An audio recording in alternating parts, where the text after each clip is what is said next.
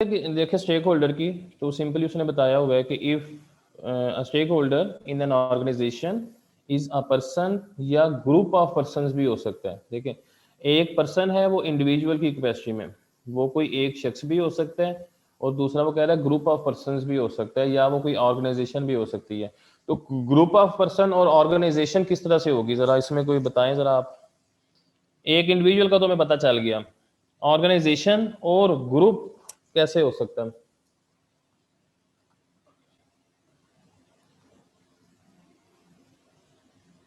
मेरी आवाज आ रही है सबको? जी सर। तो बोले, बताएं फिर।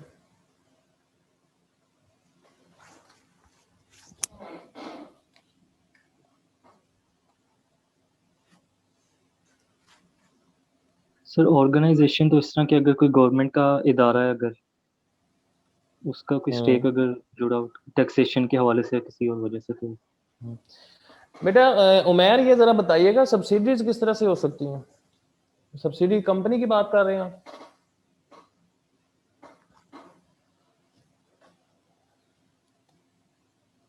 हाँ, सब्सिडी कंपनी, ठीक है, वो हो सकती है।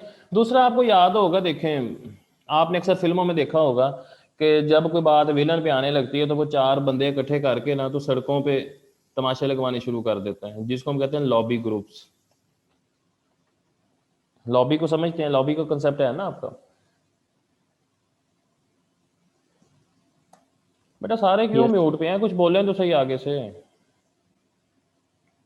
जी सर। जरा साथ साथ बातें शातें करते रहे, ऐसे फिर वो सुभान अल्लाह के बगैर मजा नहीं आता ना, बताया था आपको। ठीक है सर। सर। सर इस अच्छा, तरफ शोर बहुत हो रहा है, इसलिए ना हम लोग ने put किया हुआ है। नहीं, हल्का फुल्का शोर तो चलो ठीक है, इग्नोरेबल होता है। सर ये क्वेश्चन ये था मेरा कि भाई जो ये आई कैप का होता है, इसको ना जी नॉन प्रॉफिट ऑर्गेनाइजेशन बोलते हैं। जी।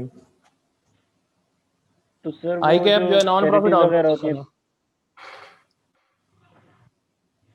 है, ये कह सर रहे हैं इसको ना नॉन आप? प्रॉफिट ऑर्गेनाइजेशन बोलते हैं। Yes sir. क्वेश्चन जरा रिपीट कर दें।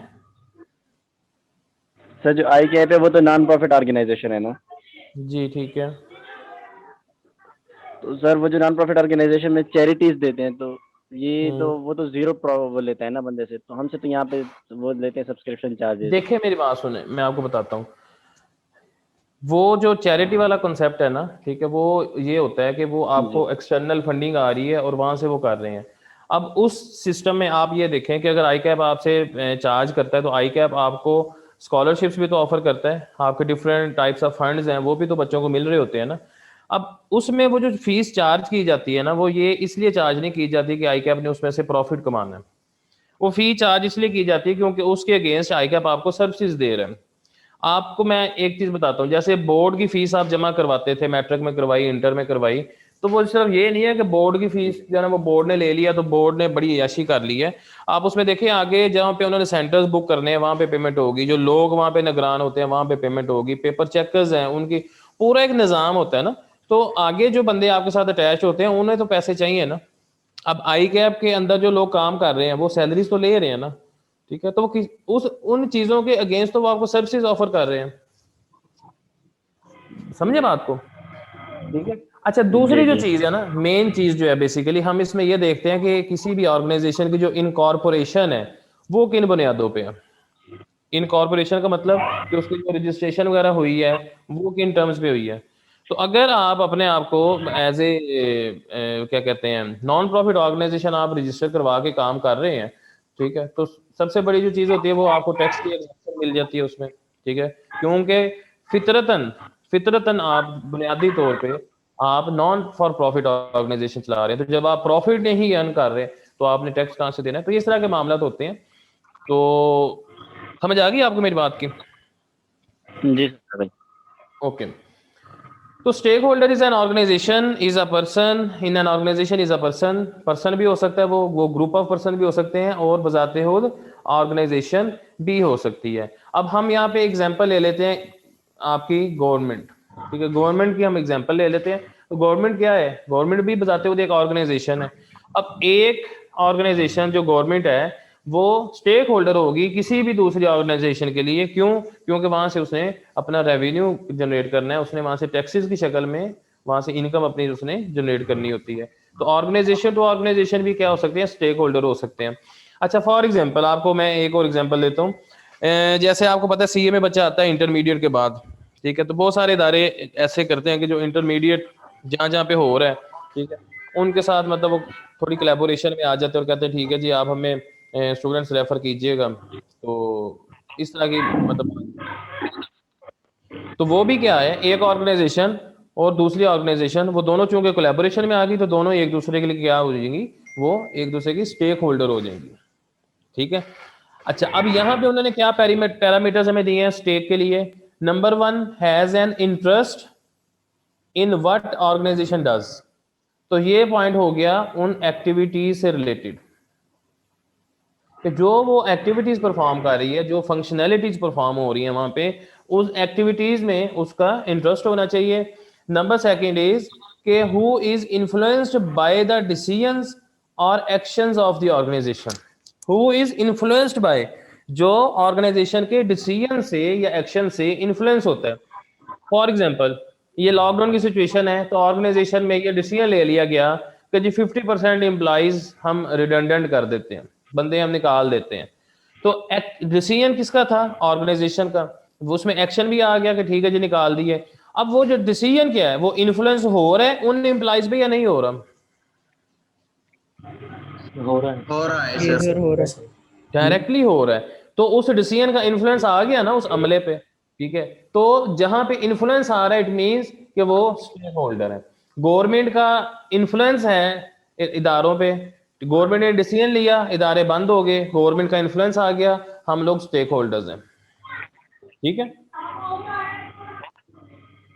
ओके बेटा। जी सर। Yes sir. यस। अच्छा, तीसरे पॉइंट पे वो कहता है कि might try to influence the decisions और एक्शंस ऑफ द ऑर्गेनाइजेशन। एक है आप इन्फ्लुएंस हो जाओ, यहां पे वो बता रहा है कि आप इन्फ्लुएंस कर लो। ठीक है, अब इन्फ्लुएंस कैसे कर सकते हैं? जैसे वो फिल्मों में दिखाते हैं कि वो मजदूरों ने हड़ताल कर दिया, ठीक है। आपने भी रिसेंटली एक ड्रामा देखा होगा मेरे पास तुम हो, जिसमें शहवार केमिकल्स का जो लेबर तबका होता है वो हड़ताल करके बैठा होता है कि हमारी तनख्वाहें बढ़ाएं। ड्रामा तो आप सबने देखा ही होगा। Yes sir. जी सर। उस ड्रामे में अल्टीमेटली उसको तनख्वाह बढ़ानी पड़ी क्योंकि उन्होंने उसको इन्फ्लुएंस कर लिया। ठीक है, तो ये टू वे ट्रैफिक आपकी चलेगी, या आप इन्फ्लुएंस हो रहे हो या आप अगले को इन्फ्लुएंस कर रहे हो। तो इन्फ्लुएंशियल फोर्सेस आपकी जहां पे भी होंगी और उन इन्फ्लुएंशियल फोर्सेस का इंपैक्ट भी आएगा।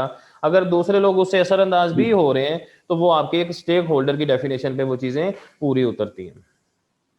क्लियर बेटा? हाँ यस जी यस सर। सर। जी सर इंटरनल और एक्सटर्नल दोनों इन्फ्लुएंस होंगी? हाँ जी, इंटरनल भी हो सकते हैं, एक्सटर्नल भी हो सकते हैं। सर एक्सटर्नल कैसे हो सकते हैं? एक्सटर्नल इस तरह से हो सकते हैं, आप फर्ज करो कि आपके घर जहाँ पे आपके मतलब आप एक मोहल्ले में रहते हैं, देसी मिसाल दे के समझाने जी। लगा हूँ। आप जिस एरिया में रहते हैं आपके घर के सामने कोई मतलब कोई ऐसी दुकान खुल जाती है जहाँ पे मतलब वो बिला वजह का कोई म्यूजिक चल रहा है, वहाँ पे लड़के आगे खड़े हैं, मतलब गैर मुनासिब सा मतलब वहाँ पे माहौल बन जाता है। तो आप उनको अलाउ कर दोगे? आप उन्हें कहोगे ठीक है भाई लगे रहो खैर है? नहीं करोगे ना। आपकी कोशिश होगी कि इस चीज़ को यहाँ से ख़त्म किया जाए। मैं मतलब अपनी एग्जांपल दूँ, मैं यहाँ पे पीएसए में फंक्शन करवाता हूँ कोई, ठीक है, और वो फंक्शन मतलब म्यूजिकल नाइट आ गई जी। अब वो म्यूजिकल नाइट में शोर शराबा चल रहा है, धूम धमाका चल रहा है, तो अब साइडों पे सराउंडिंग्स में जो रेजिडेंसीज हैं, ठीक है, क्या वो रेजिडेंसीज उससे इफेक्ट नहीं होंगी? होंगी। और वो लोग आके अपना इन्फ्लुएंस दिखाएंगे, फिर वो कहेंगे नहीं जी कॉलेज बंद करो जी, साढ़े घर मतलब औरतां होंदियां ने, ये होंदा वो होंदा वगैरह वगैरह इस तरह की बातें। फिर तो इन्फ्लुएंस उनका आ गया, हालांकि वो इंटरनल नहीं है, एक्सटर्नल स्टेक होल्डर है वो।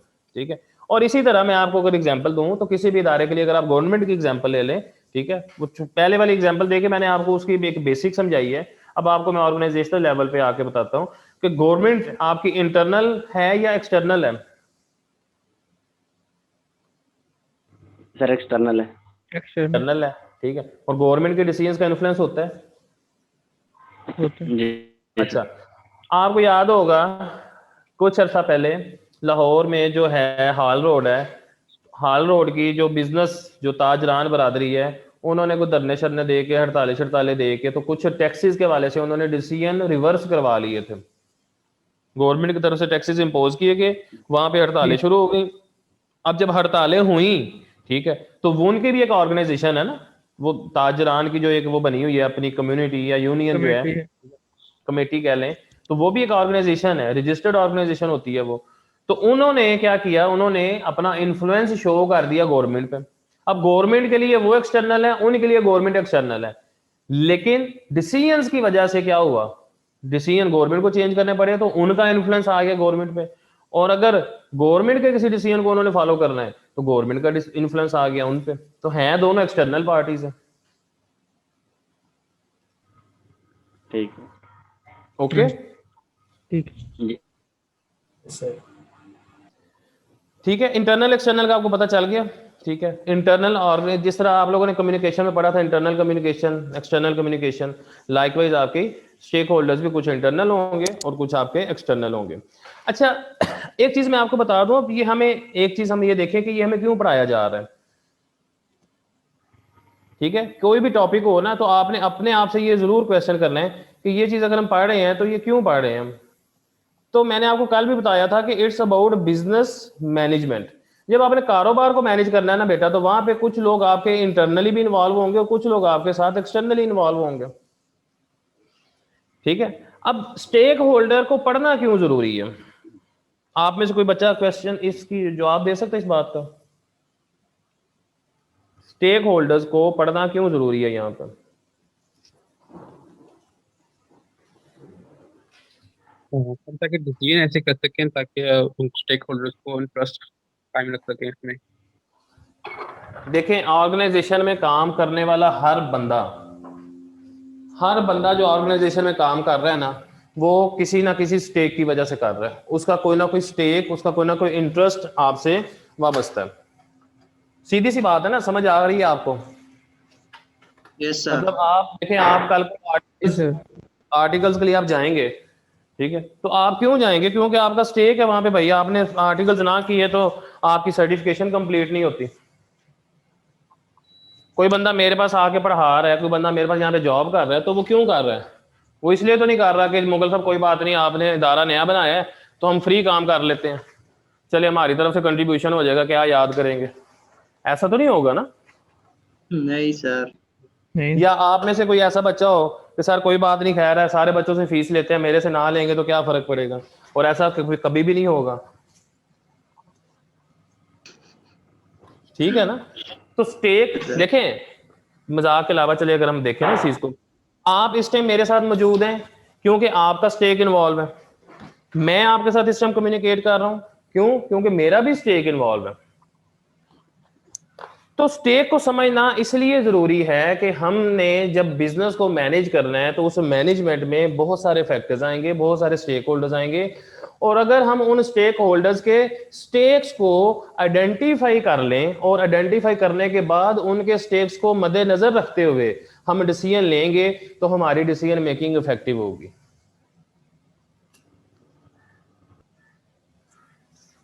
और अगर डिसीजन मेकिंग इफेक्टिव है तो ओवरऑल फिर आपका जो इदारे की, आपके ऑर्गेनाइजेशन की जो इफेक्टिवनेस है वो भी इंश्योर होती रहती है साथ में। Yes sir. क्लियर। तो फाइनली अब आपको इस चीज का आइडिया हो गया कि स्टेक होल्डर्स को पढ़ना क्यों जरूरी है। Yes sir. अच्छा, अब यहाँ पे वो टाइप्स बता रहा है, वो पहले यहाँ पे बताता है कुछ इंटरनल स्टेक होल्डर्स कौन कौन से हो सकते हैं। तो सबसे पहले जो टाइप है इंटरनल स्टेक होल्डर्स की, वो कौन से हैं जी, आपके जो शेयर होल्डर्स हैं और जो आपके ओनर्स हैं।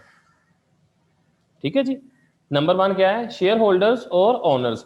अब वो शेयर होल्डर्स और ओनर्स का स्टेक क्या है, बेसिकली वो किस तरह से काम करते हैं, ये नीचे उसने वो वाली सारी डिटेल बताई हुई है। इसको मैं आपको थोड़ा सा रीड आउट भी करवा देता हूं कि share holders in large company are investors seeking to earn return on investment. ठीक है, वो लोग कौन होते हैं, वो लोग इन्वेस्टर्स होते हैं, और वो क्या करते हैं, क्या चीज उन्हें चाहिए, वो उन्हें रिटर्न चाहिए अपनी इन्वेस्टमेंट पे। किस शक्ल में? In the form of dividend and higher share price. Dividend किसे कहते हैं? कोई भी इनकम जो किसी ऑर्गेनाइजेशन में अगर हम इन्वेस्ट करें तो उससे जो प्रॉफिट हो उससे हमें इनकम। ठीक है, कोई और बताए? तो वो अमाउंट जो शेयर होल्डर को दी जाए एज अ रिटर्न, उनको वो सारी चीज़ें मिलती है डिविडेंड, क्योंकि हम उन्हें एक्सपेंस नहीं रख सकते, हम उन्हें डिविडेंड करते हैं। बिल्कुल ऐसे ही है। बेसिकली जो शेयर होल्डर्स को प्रॉफिट की शक्ल में जो आप उनको रिटर्न देते हैं ना, उस रिटर्न का स्पेसिफिक नाम होता है डिविडेंड। ठीक है, जो शेयर होल्डर अर्न करता है प्रॉफिट, उस प्रॉफिट को हम डिविडेंड कहते हैं। क्लियर? यस। Yes, sir. एक मिनट। अच्छा जी, उसके बाद वो कहता है कि they leave management of their company to BOD. BOD क्या होगा जी? Board of directors. Board of क्योंकि डायरेक्टर्स। हाँ जी, क्योंकि वो लोग इन्वेस्टर्स हैं। ठीक है, तो जो इन्वेस्टर होता है ना नॉर्मली, ठीक है, वो इन्वेस्टर देखें आपको डिफरेंट सिनेरियोज में डिफरेंट जगहों पे आपको ऐसा मिलेगा, लेकिन नॉर्मली जो बड़ी कंपनीज होती है ना, ठीक है, वहाँ पे इन्वेस्टर्स और होते हैं, और जो मैनेजमेंट वाले काम है, मैनेजमेंट वाले जो मामला आते हैं, ठीक है ना, वो जो बोर्ड ऑफ डायरेक्टर्स है ना, ठीक है, या जो आपकी एग्जेक्टिव मैनेजमेंट की टीम है, वो उसको देख रही होती है। ठीक है, उनका कंसर्न सिर्फ इतना होता है कि उन्होंने इन्वेस्ट किया है और उसके अगेंस्ट उनको रिटर्न अच्छा चाहिए। दे एक्सप्रेस कंसर्न्स, उनके कंसर्न्स कहाँ कहाँ पे होंगे? प्रॉफिट में कमी हो रही है या शेयर प्राइस में कमी हो रही है, वहां पे वो कंसर्न शो करेंगे। और डेफिनेटली कॉमन सेंस की बात है कि जब कमी होगी तभी कंसर्न शो करेंगे ना कि भाई जी यह की हो रहा है। अगर प्रॉफिट बढ़ रहा है, ठीक है, शेयर प्राइस बढ़ रही है, तो वो तो कंसर्न वाली बात तो ना हुई, फिर तो वो तो फिर लुटियां डालेंगे ना।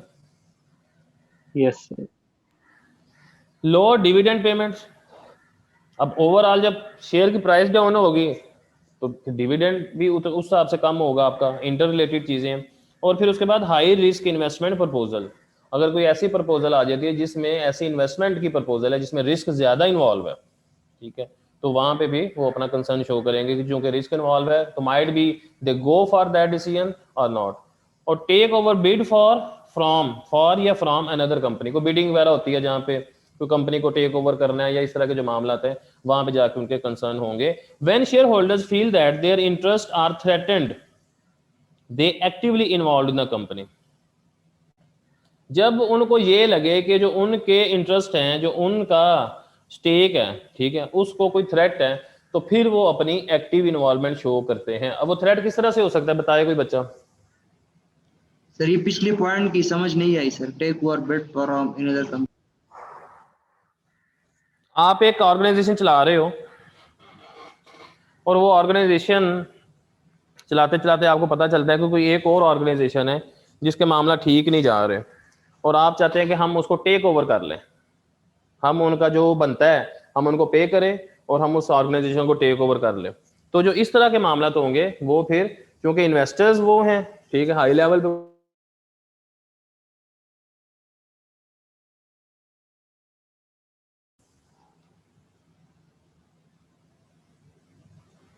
नहीं समझे बात को? समझ आ गई सर, थैंक यू पुत्र दसिया भी करो ना, फिर वापस रिस्पांस दिया करो। सर। नेट स्लो हो गया था वो। अच्छा चलें, ठीक है जी, ये समझ आ गई आपको इसकी शेयर होल्डर्स की। ठीक है, फिर वो कहता है कि जो मेजर शेयर होल्डर्स होते हैं can discuss with the company chairman and senior directors. ये अब यहाँ पे जो पॉइंट आ गया, पहले पॉइंट में उसने बताया है ओवरऑल आपके कंसर्न्स, ठीक है, यहाँ पे वो बता रहा है उनकी कम्युनिकेशन, ठीक है, कि उनकी कम्युनिकेशन नॉर्मली किन के साथ होती है, ठीक है ना, तो वो उनकी जो डिस्कशन है वो कंपनी के चेयरमैन के साथ होगी या कोई सीनियर डायरेक्टर्स जो होंगे, कोई एग्जेक्टिव मैनेजमेंट में आ गए या बोर्ड ऑफ डायरेक्टर्स के लोग हो गए, उनके साथ उनकी नॉर्मली कम्युनिकेशन होती है। मतलब वो बिलो द ऑर्गेनाइजेशन जाके टेक्निकल लेवल पे जाके या ऑपरेशनल लेवल पे जाके कम्युनिकेट नहीं करते, उनकी जो कम्युनिकेशन है वो स्ट्रेटेजिक लेवल पे ही होती है। और आई बिलीव कि आपको लेवल्स का तो पता है, strategic level, technical level, operational level. जी सर। अच्छा, Yes, हमने sir. वहां पे पढ़े थे ये 3 लेवल, ठीक है, इनिशियली हमने ये 3 लेवल पढ़े थे। यहाँ पे हम एक इसी चैप्टर में हम आगे जाके पढ़ेंगे कि 5 लेवल यहाँ पे बताए गए हैं कि ऑर्गेनाइजेशन में 5 लेवल्स होते हैं, वो इसी एंड पे जाके आएगा टॉपिक वो वाला। फिर वो कहता है कि all share holders express their displeasure by voting against BOD. All share holders express their displeasure displeasure का मतलब क्या हुआ? सर नाराजगी। नाराजगी, और नाराजगी नहीं होता, नाराजी होता है, राजी से नाराजी। कभी आपने सुना परेशानगी? No sir. परेशान से परेशानी है ना, तो नाराज से नाराजी है। Okay, displeasure by voting against BOD board of directors at general meeting. AGM का नाम आपने सुना होगा, एनुअल जनरल मीटिंग जो होती है, यस सर। ठीक है। जी। तो Yes. एजीएम में, अपनी एनुअल जनरल मीटिंग में वो क्या कर सकते हैं, वो बीओडी के अगेंस्ट वोटिंग कर सकते हैं, ठीक है। किस लिए? Their rights and powers are restricted by company law, ठीक है। जो कंपनी लॉ, जब आप लोग, कुछ बच्चों ने पढ़ लिया होगा या कुछ बच्चों ने अभी पढ़ना है, तो वहां पे आप देखेंगे कि कंपनी लॉ के तहत उनको राइट्स और उनकी जो पावर्स हैं वो अलॉट होती हैं, तो वो अपनी उन लिमिटेशंस में रहते हुए वो अपने उस हक का इस्तेमाल कर सकते हैं। ठीक हो गया जी। Yes, sir. यस फिर वो कहते हैं majority share holders and minority share holders might be different groups having different interest. तो कुछ आपके मेजोरिटी शेयर होल्डर्स होंगे और कुछ आपके माइनॉरिटी शेयर होल्डर्स होंगे। मतलब मेजोरिटी और माइनॉरिटी का क्या मतलब हो गया?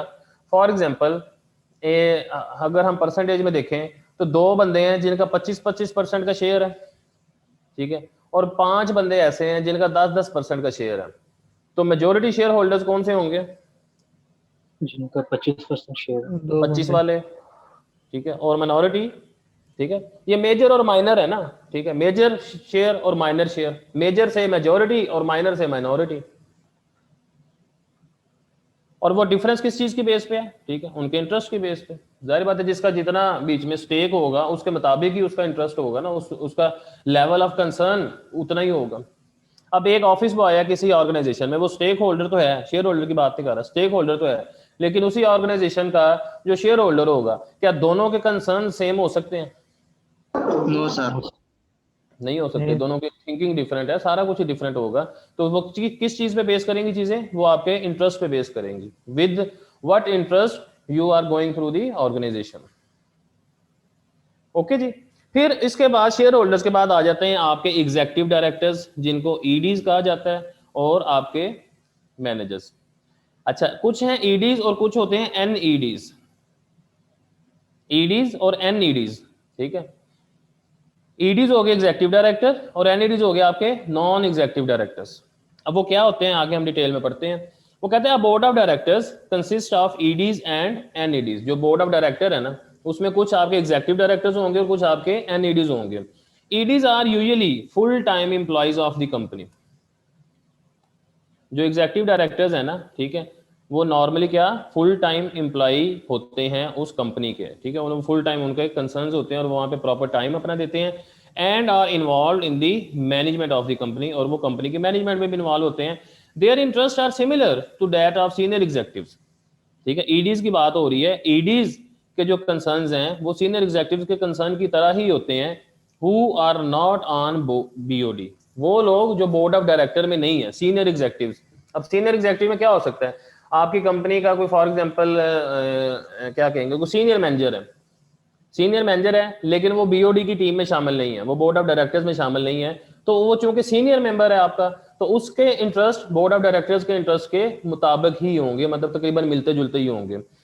अब उनमें कौन कौन सी चीजें आ सकती हैं? Remuneration consist of basic salary, ठीक है, पेंशन के rights, cash bonuses, share incentive schemes. ये सारी वो चीजें हैं इस तरह की कि जो सिमिलर इंटरेस्ट होगा आपके एग्जीक्यूटिव डायरेक्टर्स का भी और आपके सीनियर एग्जीक्यूटिव्स का भी। उन्हें भी सैलरी में इजाफा चाहिए, रेम्यूनरेशन जो है अच्छी चाहिए उनको, पेंशन के राइट्स उन्हें भी चाहिए, कैश बोनस उसे भी चाहिए। अब ये जो कैश बोनस है, अगर हम इसको ये देखें, फिर मैं दोबारा आपको ऑफिस बॉय की एग्जांपल दूंगा। ऑफिस बॉय की एग्जांपल इसलिए दे रहा हूँ कि लेवल जरा डिफरेंट हो जाता है, लेवल डिफरेंट होगा तो इंटरेस्ट और कंसर्न्स डिफरेंट होंगे आपके। तो ऑफिस बॉय को इस चीज से कंसर्न होगा कि भाईजान मुझे भी कोई कैश बोनस उस तरह से मिले जिस तरह से आपको मिल रहा है। क्यों? उसकी नीड उस तरह की नहीं होगी, उसके मामला उस तरह के नहीं होंगे। उसका मैक्सिमम कंसर्न यही हो सकता है कि यार हमें तनख्वाह जो है वो हमें टाइम पे मिल जाए, ठीक है। दूर की सोच शायद ऑफिस बॉय की ना हो, लेकिन जो आपके सीनियर एग्जीक्यूटिव्स होते हैं उनकी होगी। तो all the difference depends on difference in interest and difference in needs. और जो इंटरेस्ट भी है ना, वो भी आपका नीड से ही निकल रहा है।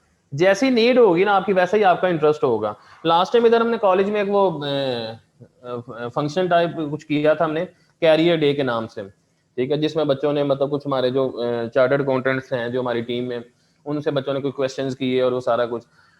तो एक मतलब एक पब्लिक स्पीकर के तौर पे भी एक गेस्ट भी आए हुए थे, तो उन्होंने ना बात की मोटिवेशन के हवाले से। कुछ बच्चों ने कहा कि जी हम मतलब कोई वीडियो देख लेते हैं या कोई किसी की बात सुन लेते हैं या कोई थोड़ा सा रिजल्ट का थ्रेट होता है हमें, तो हम बड़े मोटिवेटेड होते हैं, लेकिन वो 2-4 दिन के बाद फिर दोबारा हम उसी जगह पे आ जाते हैं। तो हम इस चीज़ को कैसे मेंटेन कर सकें? तो इस बात का ना मैंने उनको रिप्लाई इस तरह से दिया था, मैंने कहा था कि अगर जब तक आप अपनी नीड को सामने नहीं रखोगे ना, ठीक है, तब तक आप मोटिवेटेड नहीं रह सकते। तो इंसान की सबसे बड़ी जो मोटिवेशन है ना वो होती ही नीड है, ठीक है, जरूरत। जरूरत क्या है कि आप, जरूरत इज बेसिकली योर वाई, कि कोई काम कर रहे हैं तो क्यों कर रहे हैं, नहीं करना तो क्यों नहीं करना। तो ये आप लोगों के लिए भी ये मेरा एक मैसेज है कि हमेशा, खास तौर पे ये चार्टर्ड अकाउंटेंसी में स्टूडेंट लाइफ जो आपकी होगी, तो अपनी नीड को आपने हमेशा सामने रखना है। और नीड क्या करती है फिर? नीड आपके इंटरेस्ट जनरेट करेगी, ठीक है, और इंटरेस्ट आपका आपको लेके जाएगा मोटिवेशन की तरफ। और इंटरेस्ट क्या है? Interest is your stake, simply. और जो स्टेक होगा वो फिर आपको चलाता है, वो आपको ड्राइव करता है, वो आपको लीड करता है, ठीक है। तो स्टेक से फिर आप बन जाते हैं स्टेक होल्डर। सिंपल सा फार्मूला, समझ आ गई बात की? Yes sir. Yes sir.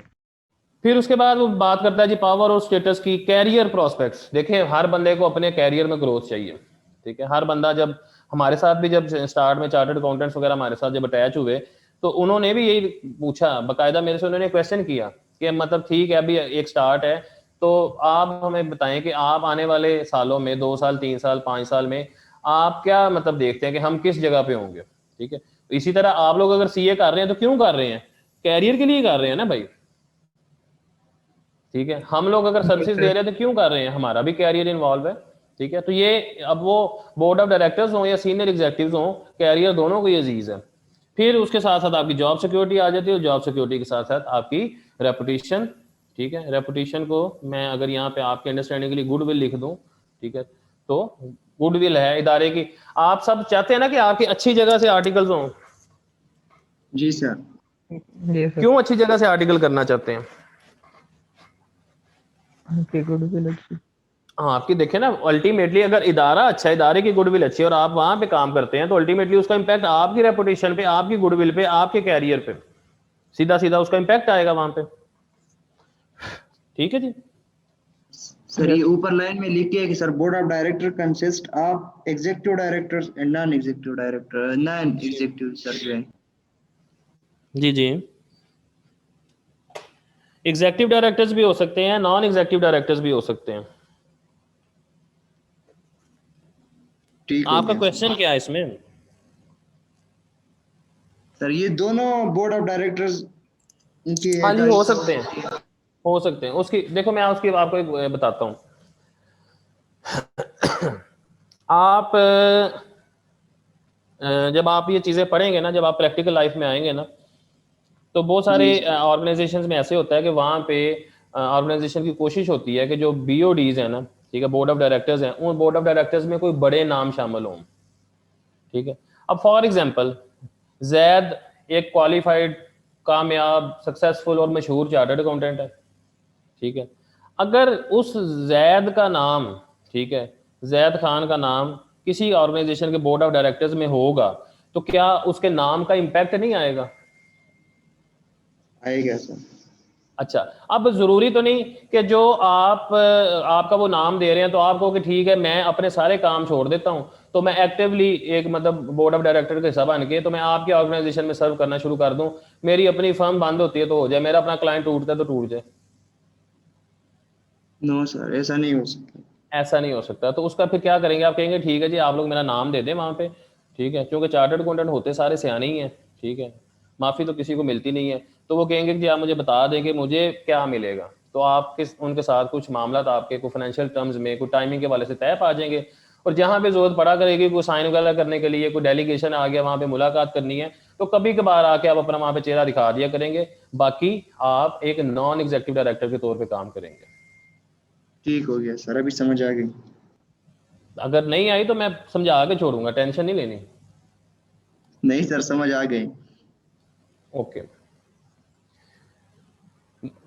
अच्छा जी, उसके बाद फिर आ जाते हैं आपके अदर मैनेजर्स एंड एम्प्लॉइज। ठीक है, वो कहता है जी middle managers and junior management in the hierarchy have ambitions to become senior manager. जाहिर बात है जो मिडिल मैनेजर होगा, जो जूनियर होगा, वो क्या बनना चाहेगा? वो सीनियर मैनेजर बनना चाहेगा। उसे भी अपनी कैरियर ग्रोथ चाहिए, उसे भी प्रमोशन चाहिए। However, their interests and concerns are different. लेकिन इनके concerns और इनके जो इंटरेस्ट हैं वो डिफरेंट हो सकते हैं। जूनियर मैनेजर्स और other employees share common interest. अब ये किन से डिफरेंट हो सकते हैं आपस में? सीनियर मैनेजर का कंसर्न डिफरेंट होगा, जूनियर का या मिडिल का कंसर्न डिफरेंट होगा, लेकिन जूनियर के और बाकी जो एम्प्लॉइज होते हैं ना, उनके कंसर्न आपस में मैच करते हैं। जैसे मैंने आपको पहले बताया, उन्हें तनख्वाह चाहिए, और अगर तनख्वाह मिल रही है तो टाइम पे मिले, वर्किंग कंडीशंस उनकी अच्छी हों, जॉब की सिक्योरिटी चाहिए, जॉब सेटिस्फेक्शन चाहिए, और क्वालिटी ऑफ लाइफ चाहिए। अब ये ऐसा नहीं है कि ये ऊपर वाले जो हमने डिस्कस किए उनको नहीं चाहिए, चाहिए उनको भी, लेकिन किसी पॉइंट पे जाके उनका इंटरेस्ट कम हो सकता है और किसी पॉइंट पे जाके इनका इंटरेस्ट ज्यादा हो सकता है। अब मैं अगर अपनी बात करूं तो बीइंग अ डायरेक्टर, ठीक है, मैंने अभी तक पीएसए से अपनी तनख्वाह नहीं ली, ठीक है, लेकिन अगर मेरा कोई एम्प्लॉई है तो वो तो क्या करा कि भाई जी तनख्वाह दो, इदारा चल रहा चले, नहीं चल रहा ना चले। डिफरेंस समझा रहा हूं आपको, जी सर। फॉलो कर रहे हैं बात को? Yes, sir. जी सर। Yes sir. बाकी बच्चे भी एक्टिव ही है ना? नीनो शीनो तो नहीं आ रही? नहीं। No, sir. उसामा असगर आपको समझ आ रही है बेटा?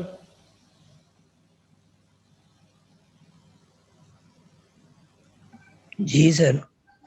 Very good. और माजिद अली, माजिद अली राव, रा साहब, रा कहते हैं ना राव जो होते हैं, रा साहब? यस सर, समझ आ रही है।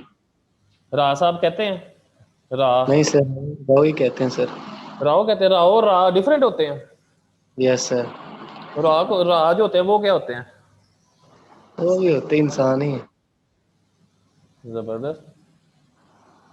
नहीं, उनमें कोई जात का डिफरेंस होता है? यस सर, होता है, लेकिन मुझे नहीं पता। अच्छा ठीक हो, सर वो राय होते हैं जो आप पूछ रहे हैं। राय हैं वो? अच्छा हाँ, राय को रा कहते हैं, और जो राव है वो राव ही है। चलें ठीक हो गया। और अली हमजा आपको समझ आ रही है? यस सर, आ रही है। चलें, अच्छा जी आगे मूव करते हैं।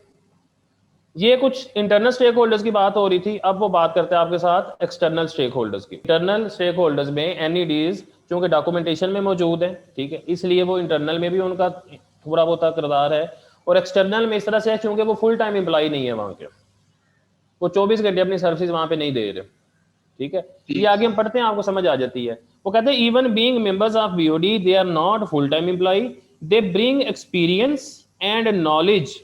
वो अपना एक्सपीरियंस और जो नॉलेज है ना सिर्फ वो शेयर करते हैं, and part of CSR. CSR किसे कहते हैं? कॉर्पोरेट सोशल रिस्पॉन्सिबिलिटी, ठीक है। आप जब इंशाल्लाह बीएमएस पढ़ेंगे ना, बिजनेस मैनेजमेंट एंड स्ट्रेटेजी, सीफैप की, तो वहाँ पे कॉर्पोरेट सोशल रिस्पॉन्सिबिलिटी के हवाले से काफ़ी डिटेल में आपको पढ़ने को मिलेगा।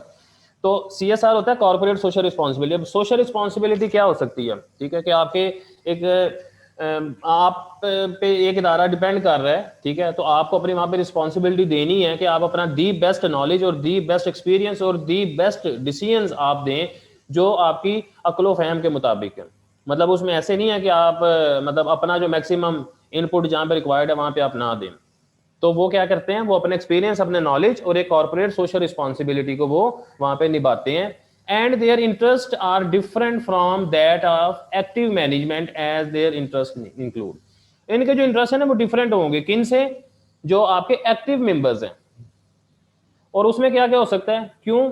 क्योंकि इनका जो इंटरेस्ट है वो ऑनरेरियम में ज्यादा होगा। ऑनरेरियम मतलब एक एजाजी तौर पे, ठीक है भाई, नाम यूज कर रहे हैं तो वो आपको मिल रहा है। और दूसरा adherence to their recommendation. Adhere करने का मतलब होता है किसी चीज में पूरा उतरना, ठीक है, जो आप कह रहे हैं, मतलब इनका ये होता है कि जी हमने जो कह दिया, ठीक है, उस बात को कंसीडर किया जाए। ठीक है, उस बात पे वो एक्शंस जो हैं बेसिकली वो उस पे लिए जाएं। क्यों? क्योंकि वो एक ऑनरेरी तौर पे काम कर रहे हैं आपके साथ, तो वो इस चीज़ में एक अपनी रिस्पेक्ट फील करते हैं, ऑनर फील करते हैं वो, कि उनकी बात को, उनकी रिकमेंडेशंस को आप काबिल अमल बनाएं। फिर उसके बाद क्या कहता है, एक्सटर्नल स्टेक होल्डर में आपकी जनरल पब्लिक आ जाती है, गवर्नमेंट एक्सटर्नल स्टेक होल्डर है, और लोकल कम्युनिटीज़। जो लोकल कम्युनिटीज़ होती हैं, लोकल लेवल पे जो काम कर रहे हैं, डिफरेंट जो है ना ग्रुप्स हो सकते हैं, वो सारे क्या हैं, मतलब वो लॉबी ग्रुप्स जो है ना वो आपके आप इसमें लोकल कम्युनिटीज़ में उनको कंसीडर कर सकते हैं। ठीक है, तो ये सारे मामला जो है आपके एक्सटर्नल स्टेक होल्डर के तौर पे आ रहे होते हैं। ठीक है, फिर उसके बाद आ जाता है कस्टमर्स। ठीक है, कस्टमर भी आपका एक्सटर्नल स्टेक होल्डर है। ठीक है, आप इसको समझते होंगे। Customer have a stake in business organization because they expect to obtain value from the goods और सर्विसेज दैट दे बाय। तो उनका कस्टमर का स्टेक क्या है कि कस्टमर जो चीज बाय कर रहा है, जो चीज परचेज कर रहा है, वो जितने पैसों के अगेंस्ट परचेज कर रहा है उतने पैसों के अगेंस्ट उसको वो वैल्यू मिले। देखो, जब परचेजिंग होती है ना, या जब हम कोई चीज खरीदते हैं, ठीक है, तो चीज हम नहीं खरीद रहे होते, बेसिकली हम उस चीज के अंदर जो छुपी हुई वैल्यू है, हम उस वैल्यू को एंजॉय करना चाह रहे होते हैं। एग्जाम्पल ले लें, आपने गाड़ी परचेज की, ठीक है, छोटी गाड़ियां भी हैं, एक तरफ मेहरान भी है, एक तरफ कोरोला भी है, वो भी गाड़ी है, वो भी गाड़ी है। लोग कोरोला क्यों प्रेफर करेंगे? मतलब हम ये अज्यूम कर रहे हैं कि उनकी कैपेसिटी बनती है, वो मेहरान भी ले सकते हैं, वो कोरोला भी ले सकते हैं। वो कोरोला को क्यों प्रेफर करेंगे? क्योंकि उसमें वैल्यू ज्यादा छुपी हुई है। तो वो जो आपने चीज परचेज की होती है ना, थोड़ा सा मैं आपको ये भी कंसेप्ट दे दूं, जो चीज आप परचेज करते हैं, ठीक है, जो पैसा है बेसिकली, वो पैसा आपका ट्रांसफर हो जाता है, उसकी कन्वर्जन हो जाती है उस वैल्यू में। समझ रहे ना बात को? देखो, आपने कोई चीज दे के आपने मोबाइल खरीदा, ठीक है, तो इसका मतलब ये हुआ कि जो कैश है, ठीक है, वो एक ट्रांसफरेबल आइटम है, आप उसको किसी भी चीज के साथ ट्रांसफर कर सकते हो। आपने कुर्सी खरीद ली, मेज खरीद लिया, लैपटॉप खरीद लिया आपने, तो क्या किया? पैसा ट्रांसफर हो गया आपका, कन्वर्ट हो गया उस चीज में। अब उस चीज से पैसा नहीं निकलना, अब आपने उस चीज की यूटिलाइजेशन जो है, वो यूटिलाइजेशन क्या है? वो वैल्यू है जो वो चीज आपको प्रोवाइड कर रही है, और आप उससे जो बेनिफिट्स एंजॉय कर रहे हैं। तो कस्टमर का स्टेक किसमें होगा?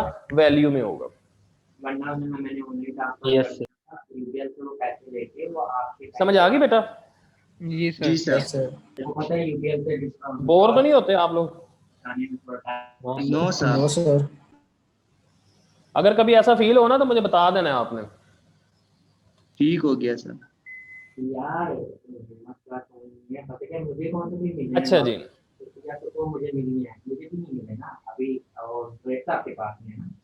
देखें, उसके बाद आ जाते हैं हमारे पास कनेक्टेड स्टेक होल्डर्स। अब टाइम है ना, कितना टाइम हुआ है अभी? 5 मिनट टाइम।